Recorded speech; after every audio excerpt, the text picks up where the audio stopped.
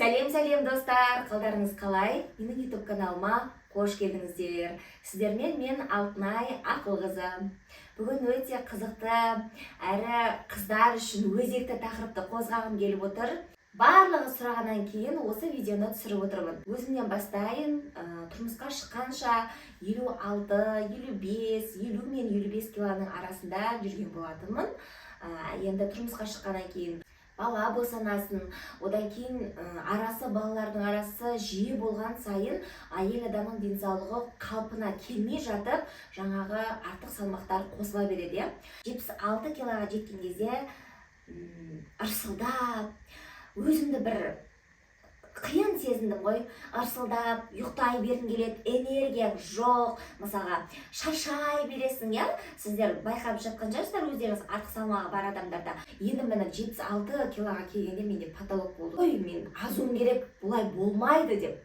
Міне көрдіңіздер ме, әр адам өзі осознанно түсініп, өзін қолға алған кезде ғана жұмыс жасайды екен. Мысалы, біреудің сөзі ұят болады. Яғни өзімізді біз қолға алмасақ, олардың бәрі әсер етпейді екен. Жанама әсер етуі мүмкін, бірақ өзімізді қолға алған кезде болды. Мен денсаулығымды дұрыстауым керек, мен арықтауым керек, мен әдемі болуым керек дегенде ғана біз жұмыс жасай бастайды екенбіз. Енді сіздерге мен осы арықтаудың өзіме көмектескен 2 айдың ішінде 9 кило аздырғам. Жерден YouTube саласынан, TikToktан, Instagramнан, жалпы кітаптарды ақтара келе, білім ала келе, бірден салмақ тастау денсаулыққа өте зиян екенін түсіндім. Әрі мүмкін емес олай бірден тастау. Мысалға өзіме дәрі қолдануға, мүлдем тамақ ішпей қалуға, немесе өзіңді қинап азуға мен қарсымын. Мен мысалға ешқандай диетасыз, ешқандай стрессіз азу жолын іздедім. Мысалға мен тамаққа деген аппетитім өте жақсы да. Мен болды жемеймін деп қоя алмаймын. Жегім келіп тұрма, жегім келген нәрсені жеуім керек. Егер бір нәрсені жемеу керек, болды диета ұстайсың десем, мен наоборот оны көп жеп қоятын сияқтымын да. Жеп қоясың да шынымен де. Ал диета деген маған өте миға да қорқынышты болып көрінеді ғой. Мысалға, ойбай қанша уақыт жемеу керек деп. Ал енді біздің миымызды алдауымыз керек екен да. Мен ешқандай диета ұстаған жоқпын, қазір бастайын. Бірінші маған көмектескен әдіс ол су нормасы. Адамның өз салмағы қанша, мысалы мен 76 кило болдым ба, оны 30-ға көбейтесіздер де, сол норманы суды ішіп жүресіздер. Мен мысалға 2,5 литр су ішуім керек болса, таңертеңнен кешке дейін сол 2,5 литр суды ішіп таусуым керек. Одан көп су ішіп қоюға болмайды әрине. 3 литр, 4 литр іше бермейсіз. Өзіңіздің салмағыңыздың нормасына байланысты су ішесіз. Қалай екенін есептейсіз, мына жерде көрініп тұр. Салмағыңызды 30-ға көбейтесіз, сол литрді ішсеңіз жеткілікті. Одан аз ішсеңіз сіздің организміңізге жетпейді. Енді суға байланысты тағы бір лайфхактар. Таңертең тұрған кезде дәретханаңызға барып, жуынып алғаннан кейін ең бірінші, салмағыңызды өлшеп аласыз ғой енді. Одан бұрын аузыңызға бәрін тамақты тыға бермей, ең алғаш 1 стакан ыстықтай, шым-шым ыстықтай су ішіп алыңыз дегім келеді. Жылы су емес, ыстық күйіп жанатын су емес енді, бірақ болады ғой, бір шайды де ыстықтай ішесіздер ғой, сол сияқты ұрттап отырып, 1 стакан іше алсаңыз, 2 стакан ішсеңіз де болады.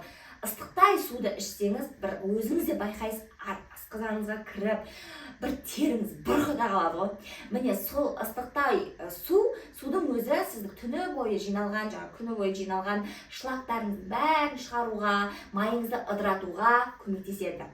Отырып ішіңіз, жаймен ұрттап ішіңіз, және де кешкі 7-8-ден кейін ішпей қойғаныңыз дұрыс. Кешкі 7-8-ден кейін, мен өзім 6-дан кейін ішкен жоқпын, бірақ 7-8 енді сіздер көбісіңіз жұмыстан келесіздер, жұмыстан келіп енді тамақ істеп ішіп жатасыздар, иә? Мен қалай сонда ужинді ішпеймін деп жатасыздар ғой, енді өзіңізге бір определенный уақыт қойып алыңыз. 8-ден кейін мен ішпеймін суды деп.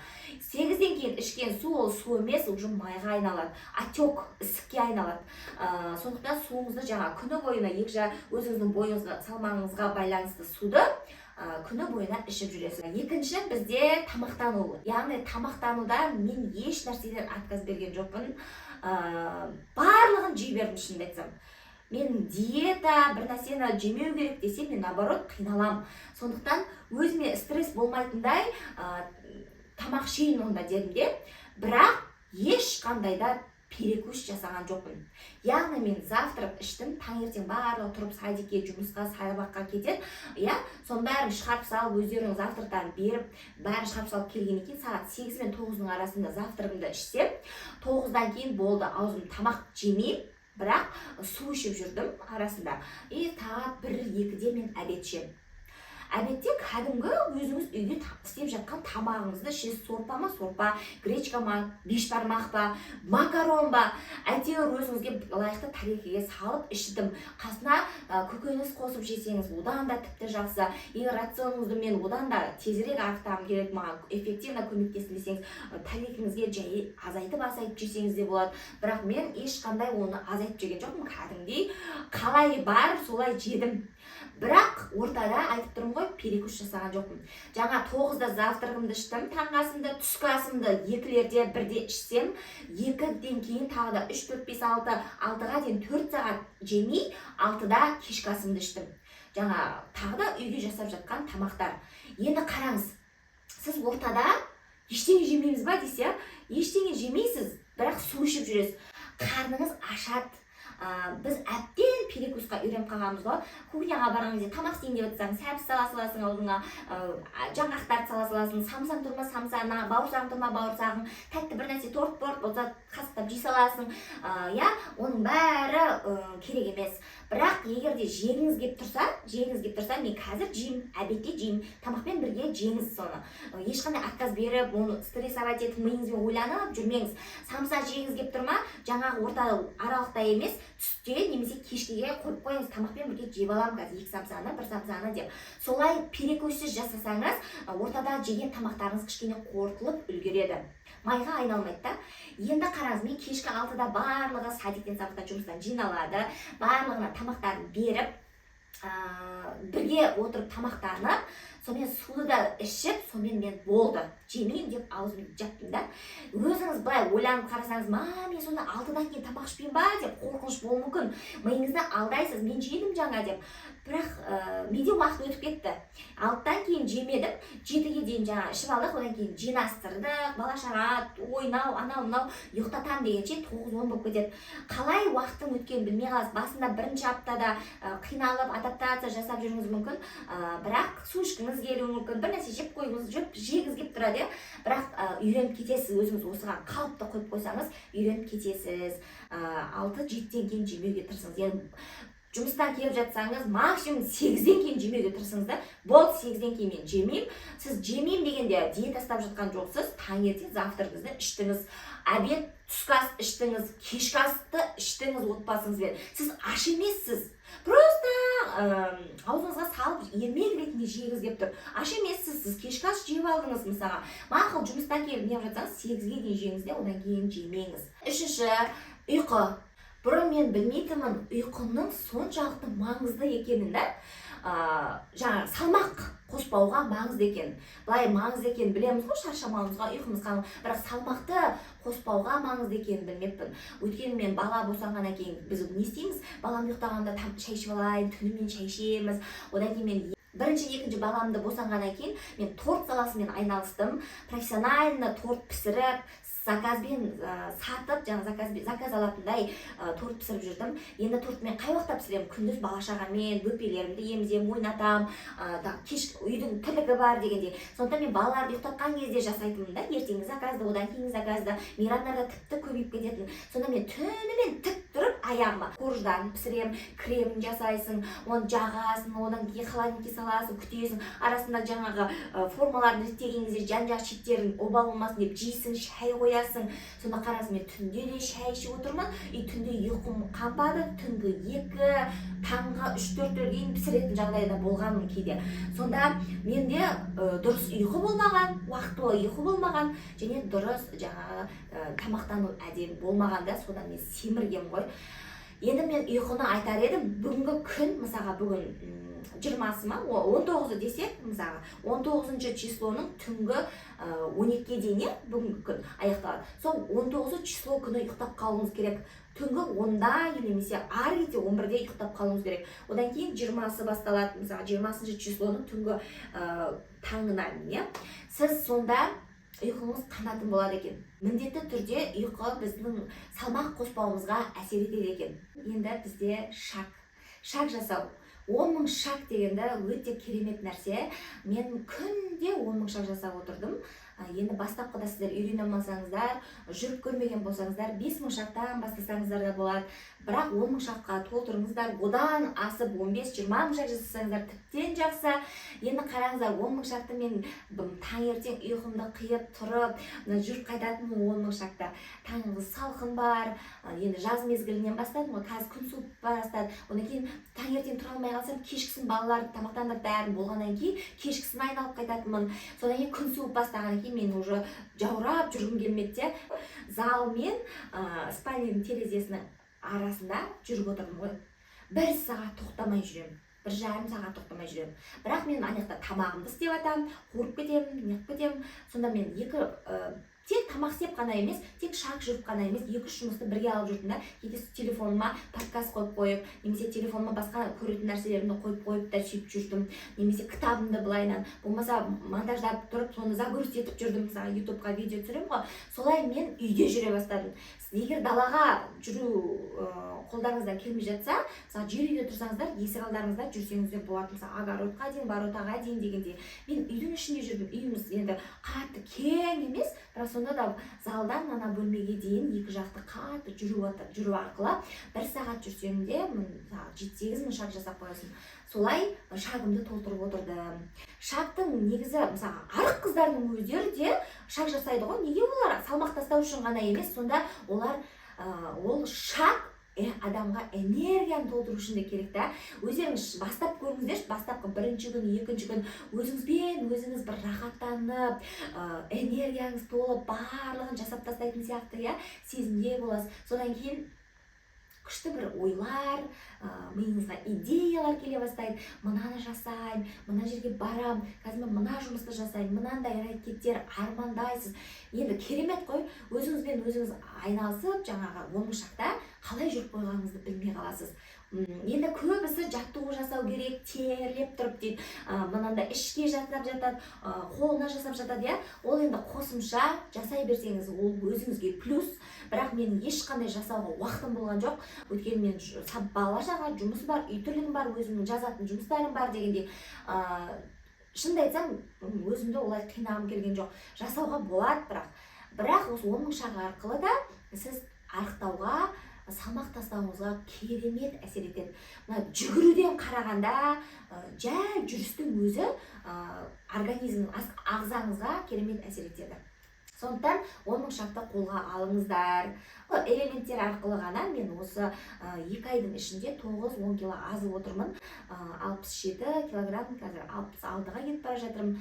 Енді менің ары қарай да тоқтамайым, ары қарай мақсатым 60 килограммға жету. Енді мен тағы бір нәрсе айтқым келіп отыр.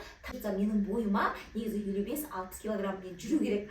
Бірақ енді бала босандық дедік, анау дедік, бірақ қыздар, аналар, әпкелер, сіңілідерім, өздеріңізге сылтау айтпаңыздар. Мен өстіп жатырмын, мен баламен қолым тимей жатыр, мен жұмыспен уақытым жоқ деп өзіңізге өзіңіз әдемі қылғыңыз келе ме, уақыт табасыз. Шынымен де мотивация болыңыз, мен осыны неге жетем. Әдемілік қана үшін емес, денсаулығыңыз үшін арықтаңыз. Өзіңіздің салмағыңызда жүріңіз, бойыңызға сәйкес. Ертең күні артық салмақтың әсерінен көптеген аурулар пайда болады. Тізеңіз ауыра бастайды, маткаңызда әсер етуі мүмкін. Жалпы көп қой артық салмақта. Арсылдап жүресіз, өкпеңізге, қаныңызға, жаңағы неше түрлі аурулар осы артық салмақтан бірден бір себебі. Сондықтан өздеріңіз қолға алыңыздар дегім келеді. Сіздердің қолдарыңыздан келеді, менің қолымнан келгенде сіздердің де қолдарыңыздан келеді. Одан да әдемі, негізі бұдан да 2 ай емес, бұдан да тез арықтауға болады. Енді қараңыздар, арасында біз қазақ тойға бармай қоймаймыз, туған күнге бармай қоймаймыз. Барлығы кешке жақын болады. Мен алттан кейін тамақ ішпейтін едім, деп стресске түспеңіздер. Арасында болады, можно. Айтып отырмын ғой, туған күнге бардыңыз, жиынға бардыңыз, достарыңызбен кездестіңіз дегенде, тойға бардыңыз. Ішкіңіз келетін ішіп, жегіңіз келетінді жеңіз. Ешқандай отказ жасамаңыз. Бірақ ертесіне кәдімгі алдыңғы күнгі өзіңіздің ұстап жүрген ұстанымдарыңызды ұстаңыз. Мен болды, ашып қойдым, мен істеп қойдым, түнімен тамақ жеп қойдым, мен ары қарай енді жей берем демей, сол күннен кейін ертесі жалғастырып кетіңіз. Суыңызды ішіңіз, оңбықшағыңызды жасаңыз, жаңағы питанияңызды дұрыстап тамақтанып жүріңіз. Сонда сіз жаңағы бір күн, бір түнде алған, жинап алған, жаңағы 500-1 килограммға дейін жинаған жарыс, соны тез ыдыратып жібересіз. Олда тұрған ешқандай салмақ жоғарылап кетпейді. Енді осыны күнделікті жақсылап ұстап жүрсеңіз, артық салмақ одан мысалға кейбіреулер бүйтеді да, тез арықтап алады да, диета ұстап па, сосын бір нәрсе жей салса, бір апта тағы дұрыс емес тамақтанып жүрсе, қайтадан толып кетеді. Бұл дұрыс диета ұстамағандықтан, дұрыс өзін күтпегендіктен. Сіздер мынаны, осыны күнделікті ұстап жүріңіздерші, артық салмақ, жоғалтқан артық салмақтарыңыз қайта келмейді. Енді сіз азуға тырысыңыздар. Осы метод ең оңайы ғой. Осы тамақтанасыз әрі арасында тамақтанбайсыз. Бұл негізі интервалды голоданияға жатады. Осылай 2 мезгіл тамақтанумен жүрдім. Бірақ көбінесе 3 мезгіл тамақтану, ортада бірақ перекус жасамаңыздар. Сонда сіздерге әсер етеді.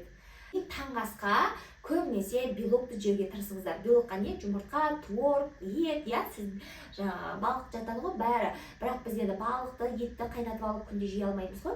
Сондықтан жұмыртқаны мен күнде жеуге тырыстым. Біз организмімізге салмағымызға байланысты 140-100-ден аса грамм негізі белок жеуіміз керек. Бірақ оның бәрін тұтына алмаймыз. Бір-екі жұмыртқаның өзінде бір 10 граммнан 20 грамм ғана шығар. Соның өзін жеуіміз керек та, бізге белок жетпейді. Егер белок жемей ғана азып жатсаңыз, сонда сізде бұлшық етіңіз кетіп қалуы мүмкін. Бұлшық етіңіз азып, майыңыз қалып қалуы мүмкін де, кейін бір тамақ жеген кезде бұлшық ет емес, майыңыз көбейе береді да. Теріңіз салбырай бастайды дегендей. Сондықтан сіз белокты көбірек тұтынуыңыз керек. Бұлшық етіңіз қалып, майыңыз ыдырау үшін. Тамақтарыңыздың ішінде белок көбірек болғаны дұрыс. Жаңғақ жеңіздер. Осы айтарым, су нормасын жасаңыздар, ыстық су ішіңіздер, таңертең 10 мыңшақ жасаңыздар, ұйқыны дұрыстаңыздар, және де тамақтануды дұрыс жасаңыздар. Енді нан өнімдерін азырақ жесеңіздер, газды сусынды ішпесеңіздер, вообще тема болайын деп тұрсыздар. Сондықтан қыздар, сіздерге айтарым, өз өмірлеріңіз, денсаулықтарыңыз өздеріңіздің қолдарыңызда. Мен жоқ, жей берем, газды да, фастфудты да, барлығын жей берем, маған арықтамау керек десеңіздер де өз еріктеріңіз. Солай артық салмақпен де жүре берем десеңіздер. Жоқ, мен өз-өзімді қолға алам, мен әдемі болам. Неге мен әдемі болмасқа? Мен денсаулығымды реттеймін, мен ертең 10 жылдан кейін ауырып, ой деп мақтанып жүргім келмейді. Мен өзімді өзім қолға аламын. Неге жетпеске? Неге мен істей алмаймын? Неге мен жете алмайды екен? Жетем деп өз-өздеріңізге мотивация беріңіздер. Жетесіздер бұйыртса, мен де сіздерге сенем. Барлықтарыңызға рахмет. Менің YouTube каналыма тіркеліп қойыңыздар, лайк басыңыздар, комментарий жазып кетіңіздер. Тағы да осындай керемет бір мотивациялық лайфхактар керек болса, комментарийға жазып отырыңыздар. Видеомен бөлісіп қойыңыздар достарыңызбен. Кездескенше сау болыңыздар.